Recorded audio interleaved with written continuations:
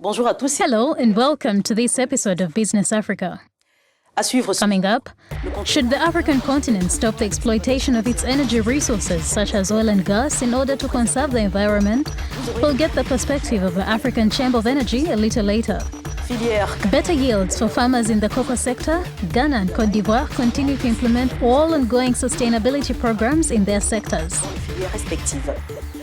Also coming up, Kenya Airways hopes to maintain its operational agility in the coming weeks as it braces for the nationalization by the government.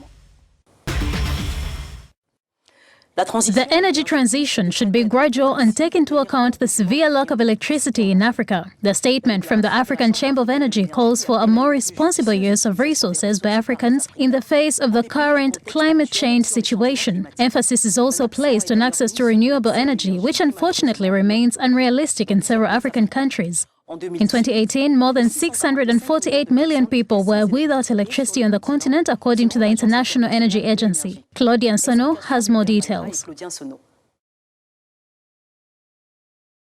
Africa should not sacrifice its development at the altar of preserving the environment.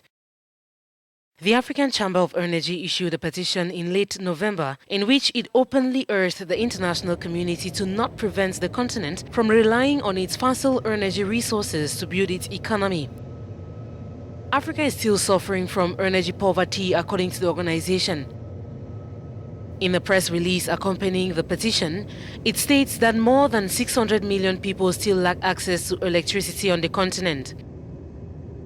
Although Africa continues to be a net importer of energy, its subsoil has at least 125 billion barrels of oil reserves and 509 TCFs of gas. It's time to get Africans back in the game. In a recent AC, the president of the African Chamber of Energy, NJ Ayuk, explains that the discourse on climate change is similar to an environmental colonization initiative designed to encourage African countries to leave their resources and depend on the sun.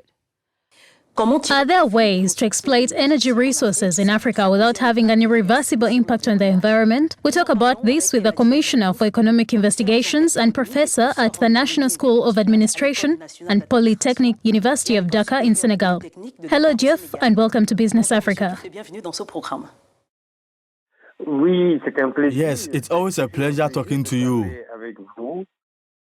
Which sectors should we focus on to achieve strong economic growth? Yes, we must understand that the African domestic market is an extremely important market, and it is the market of the future, because it is the market which in 2030 will be the most important in the world, with more than 1.5 billion inhabitants, and which in the 2050s will certainly reach 2 billion. The development of the domestic market will first require the transformation of African mining resources. You know, in the agricultural sector, this is a sector that is absolutely recognized by everyone around the world as the first of the sectors that Africans must really take advantage of and make it more productive. Only Africans import most of the food they eat from other countries. Look at a country like Botswana that used to export their diamonds to England and now processes all diamonds in Botswana, creating thousands of jobs and opportunities for many small businesses in Botswana. Does the continent have qualified professionals to drive growth in these sectors? You know, all over the world, you will see many Africans working. An expert of the World Bank made this admission, but Africans are not the same, because everywhere in the world, they are reaching for high productivity rates. So the problem is that we may need better administration in our own countries. I'm sure we have, looking at what is happening in Southern Africa, East Africa, and even West Africa. I'm not saying that we have the best agricultural yields in the world. So I think we have to improve the production of tools mechanize agriculture more, make mechanical and industrial products. We must understand that it is a country's social forces that make the necessary transformations. We need high growth rates in the region of 7 to 10% for at least 10 or 15 years to really get Africa out of the situation it currently finds itself in. Pour pouvoir véritablement sortir l'Afrique de cette situation-là.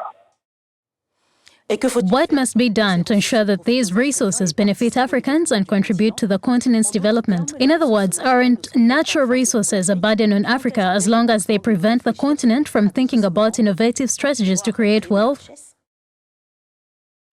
Il y a beaucoup de choses qu'il faut faire. De mon point de vue, there are many things to do.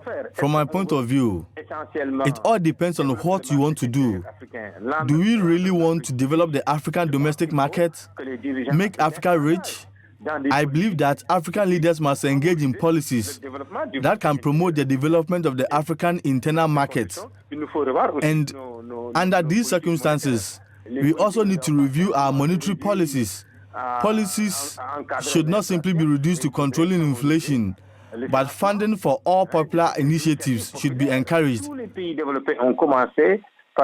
All developed countries started by promoting their own businesses out of concern for economic patriotism, politics that allows for vital sectors of the economy to accumulate enough capital and reinvest in the economy for a fairly long period of time.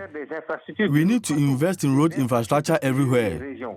Thank you, Alain Diop, for your insights. A reminder that he's a Commissioner for Economic Research joining us from Dakar, Senegal. Thank you very much. We take a short break, and when we return, we see how Ghana and Côte d'Ivoire continue to implement sustainability programs in the cocoa sector. See you in a bit. À tout de suite.